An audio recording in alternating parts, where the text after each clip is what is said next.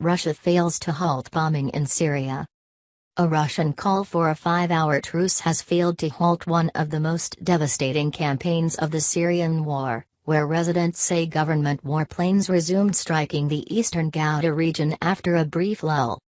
Moscow and Damascus blamed rebels for the collapse of the truce, saying a safe route intended for civilians to leave the enclave had been shelled, although insurgents deny this. But American military officials have accused Russia of playing a destabilizing role in the situation, acting as both arsonist and firefighter in the country.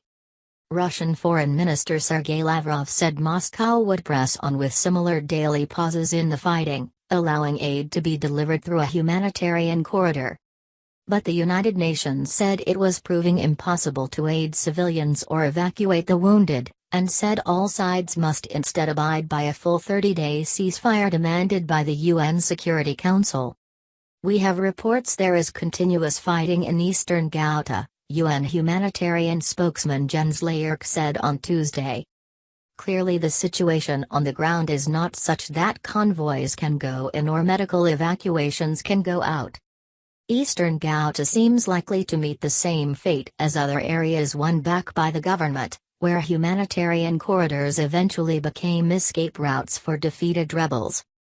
A concrete humanitarian corridor has been set up that will be used to deliver humanitarian aid, and, in the other direction, a medical evacuation can take place and all civilians who want to leave can, Russia's Lavrov said. But U.S. Army General Joseph Votel told a House of Representatives Armed Services Committee hearing that diplomatically and militarily, Moscow is fueling tensions among all parties in Syria, serving as an arbitrator, to resolve disputes, attempting to undermine and weaken each party's bargaining positions.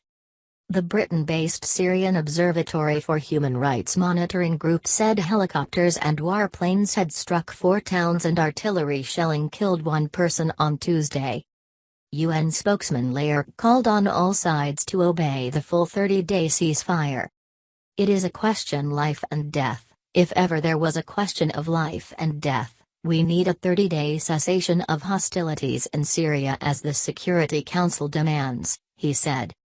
Meanwhile, as Syria pressed the offensive against eastern Ghouta, Turkey has launched an incursion against Kurdish fighters in the northwestern Afrin region.